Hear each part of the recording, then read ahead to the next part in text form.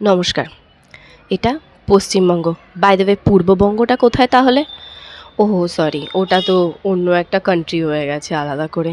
But কী করে হলো? Anyways, এটা পশ্চিমবঙ্গ। এখানে ক্রিয়েটিভ ফ্রিডমের নামে সব কিছুর প্রদর্শন করা যায়। যে কোনো অশালীন জিনিস, ক্রাইমকে গ্লোরিফাই করা, সব কিছু সম্ভব। গালাগালি থেকে শুরু করে ভগবানকে ইনসাল্ট করা পর্যন্ত ক্রিয়েটিভ ফ্রিডমের নামে সম্ভব, কিন্তু ইতিহাস দেখানো সম্ভব নয়। হ্যাঁ, এটা পশ্চিমবঙ্গ। এখানে ডাক্তাররা আনসেফ, শিক্ষকদের ভবিষ্যতের কোনো নিশ্চয়তা নেই, কিন্তু ইতিহাস সুরক্ষিত, সেটা কারোর সামনে আনতে দেওয়া যাবে না, কারণ এটা পশ্চিমবঙ্গ।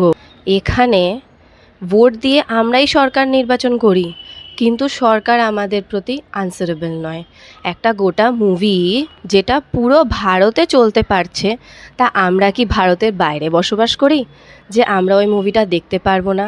আর সরকারকে কেউ কোয়েশ্চেনও করছে না। ভাই, ভোট তো আমরা দিয়েই সরকারকে গঠন করি, তাহলে সরকার ডেমোক্রেসি কোথায়? এখানে সরকার কেন ডিসাইড করবে? আমরা কি ছোট বাচ্চা যে সরকার আমাদের হয়ে যা ডিসাইড করবে আমরা ওকে হ্যাঁ বলে সব কিছু মেনে নেব?